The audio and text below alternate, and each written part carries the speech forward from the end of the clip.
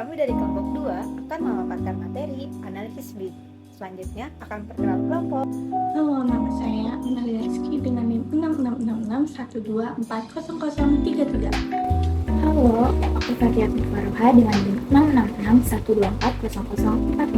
66612400042. Halo, perkenalkan nama saya Arini Widahyani dengan NIM 66612400088. Halo, aku Talita Aziza dengan NIM 666124004. Saya Gracie Bella Barbede dengan NIM 66612400126.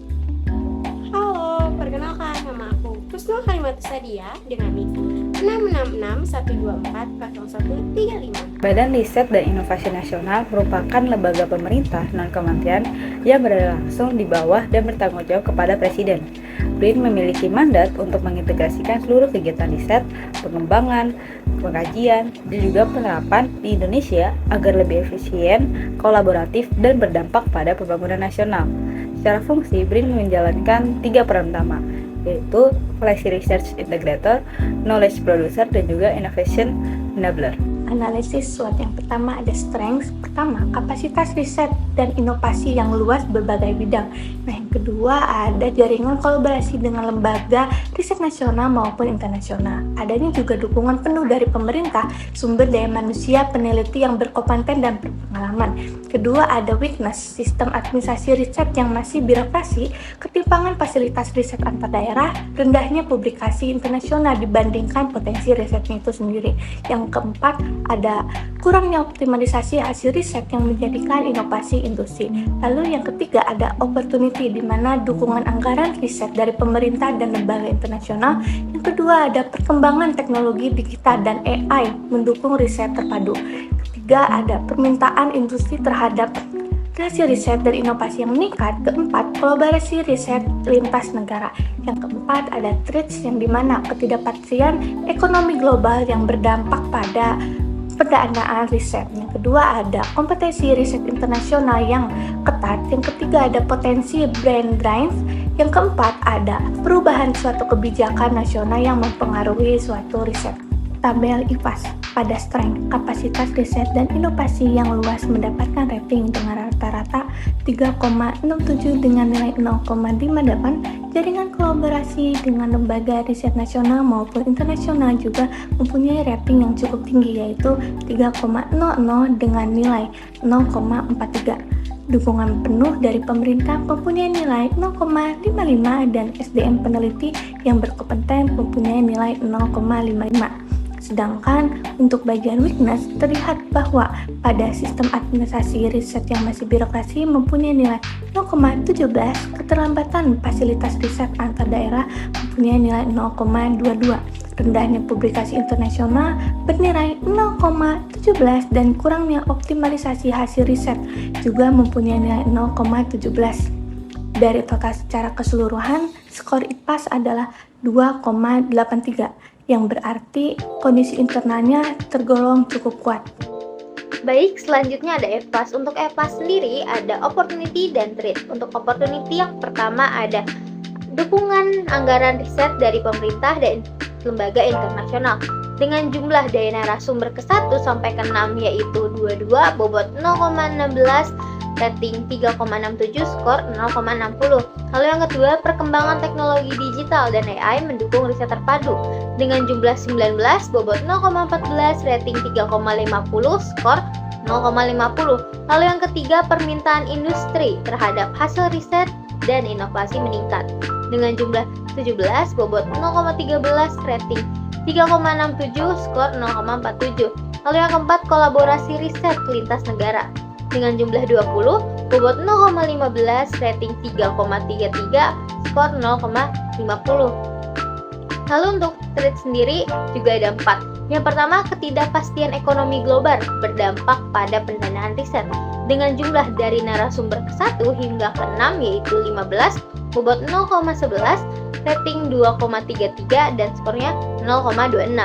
Lalu yang kedua ada kompetisi riset internasional yang ketat dengan jumlah 14, bobot 0,10, rating 2,50, skor 0,26.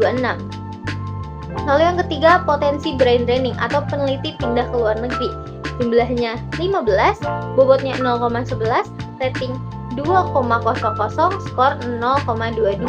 Lalu yang terakhir ada perubahan kebijakan nasional yang mempengaruhi arah riset dengan jumlah 12, bobot 0,09, rating 2,00 dan skornya 0,16. Dengan total untuk jumlah sendiri yaitu 134, bobot 1,00 dan juga skornya 2,99. Baik, selanjutnya ada kuadran. Untuk total IVA sendiri ada 2,83 dan total kekuatan 2,10, lalu total kelemahan 0,72. Untuk koordinat X yaitu 1,38. Lalu total EVAS ada 2,99, total peluang 2,606, lalu total ancaman 0,75. Dengan koordinat Y yaitu 0,93. Jadi kuadrannya ini menunjukkan nilai X yaitu 1,38 dan Y 0,93. Artinya BRIN berada pada kuadran 1 yaitu strategi agresif. Selanjutnya ada matriks SWOT. Matriks SWOT ini menghasilkan strategi SO, BO, ST, dan DT. Yang pertama, strategi SO memanfaatkan strength untuk menangkap opportunities dengan memperluas kolaborasi internasional, memanfaatkan pendanaan global, meningkatkan riset berbasis AI dan big data, dan mempercepat hilirisasi melalui BRIN Innovation Hub. Yang kedua, strategi WO mengurangi weakness dengan memanfaatkan opportunities melalui digitalisasi manajemen riset, pemerataan fasilitas riset daerah, peningkatan kolaborasi internasional untuk publikasi, dan hilirisasi yang mengikuti kebutuhan industri. Yang ketiga, strategi ST menggunakan strength untuk menghadapi threat seperti diversifikasi pendanaan riset, penguatan posisi Indonesia di forum internasional, penyelarasan kebijakan riset internasional, dan pemberian insentif untuk menjaga produktivitas peneliti. Yang keempat, strategi WT mengurangi weakness sekaligus menghindari threats melalui reformasi birokrasi, peningkatan pelatihan SDM peneliti, perluasan kolaborasi internasional, dan hilirisasi inovasi agar tidak bergantung pada anggaran pemerintah. Baik, seperti yang terlihat dari tabel tersebut, terdapat 5 strategi alternatif yang diambil dari matriks SWOT yang sudah kami buat sebelumnya, yaitu hasil gabungan antara strength dan juga opportunities. Lalu terdapat pula 6 narasumber. Nah, selanjutnya untuk strategi alternatif yang pertama, yakni BRIN dapat memperluas riset strategis nasional melalui pendanaan kolaboratif dengan lembaga internasional seperti UNESCO, UNDP, dan ADB guna mempercepat pencapaian inovasi nasional. Dan diperoleh total attractiveness score sebesar 6,55. Untuk strategi alternatif yang kedua, yakni mendorong transformasi riset berbasis teknologi melalui penerapan sistem Big Data Research Management dan pemanfaatan AI untuk analisis riset multidisiplin, dan diperoleh TAS-nya sebesar 6,57. Untuk strategi yang ketiga, yaitu memperkuat posisi BRIN dalam riset global melalui platform Joint Research in lintas negara, dan diperoleh TAS sebesar 6,71. Untuk strategi alternatif yang keempat, yakni mengoptimalkan dukungan regulatif dan politik untuk memperluas ekosistem riset nasional, dan diperoleh total attractiveness score sebesar 6,80. Dan yang terakhir, yakni mengembangkan BRIN Innovation Hub sebagai wadah kolaborasi antara peneliti BRIN dan sektor industri untuk hilirisasi hasil riset menjadi produk komersial dan teknologi tepat guna, dan diperoleh TAS-nya sebesar 6,44. Jadi dari kelima alternatif strategi tersebut, strategi dengan total attractiveness score yang paling besar yaitu strategi keempat, yakni mengoptimalkan dukungan regulatif dan politik untuk memperluas ekosistem riset nasional. Yang artinya strategi tersebut adalah strategi yang paling layak dijalankan untuk organisasi BRIN. Oke, selanjutnya ada balance scorecard. Balance scorecard dibagi menjadi 5. Yang pertama yaitu dari segi perspektif, tujuan strategis, indikator kinerja utama atau KPI, lalu ada target dan inisiatif. Yang pertama dari perspektif keuangan. Tujuan strategisnya itu mengoptimalkan pemanfaatan anggaran riset dan inovasi secara efisien. Indikator kinerja utama atau KPI-nya yang pertama, presentasi serapan anggaran, program riset dan inovasi. Lalu, efisiensi biaya penelitian melalui rasio biaya per output penelitian. Selanjutnya yaitu target. Targetnya yaitu ada serapan anggaran lebih dari 95% per tahun dan efisiensi biaya meningkat 10% dari tahun sebelumnya. Inisiatifnya yang pertama, sistem perencanaan dan monitoring anggaran berbasis kinerja. Yang kedua, optimalisasi pengadaan alat laboratorium dan bahan penelitian.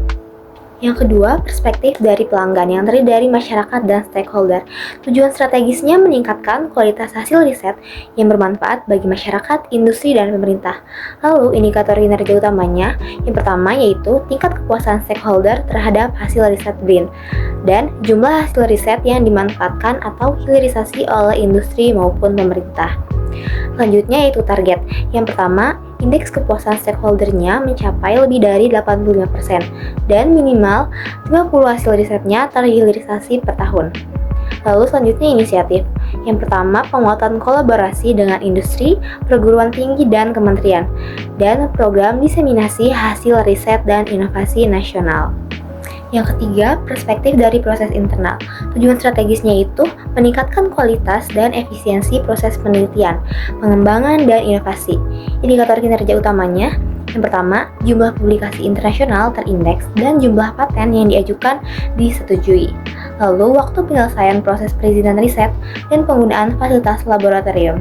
Targetnya, lebih dari 10.000 publikasi terindeks per tahun dan lebih dari 800 paten diajukan per tahun. Lalu, 70% layanan izin riset selesai kurang lebih dari 14 hari. Inisiatifnya yang pertama, simplifikasi SOP layanan riset dan akses fasilitas dan digitalisasi manajemen penelitian dan database paten. Lalu yang kedua, penguatan fasilitas laboratorium terpadu. Lalu yang keempat, ada perspektif dari pelajaran dan pertumbuhan. Tujuan strategisnya yaitu meningkatkan kompetensi sumber daya manusia peneliti, prekaisa, dan manajerial.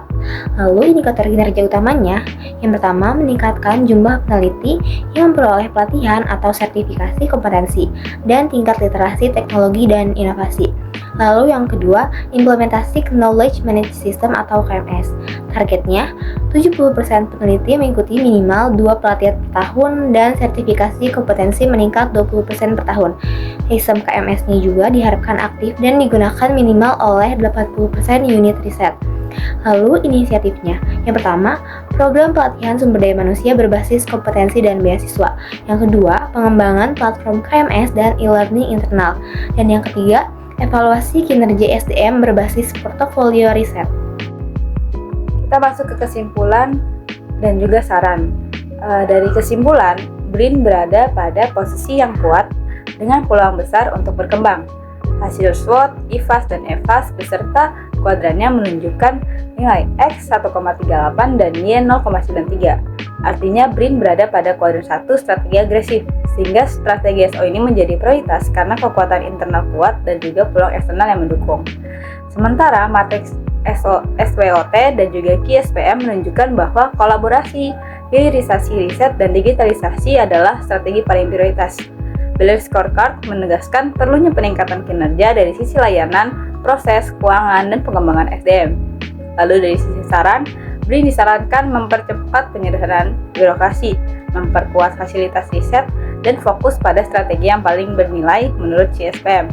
Peningkatan digitalisasi, hilirisasi inovasi, serta peningkatan kapasitas peneliti penting dilakukan agar kinerja BRIN semakin efektif dan berdampak luas.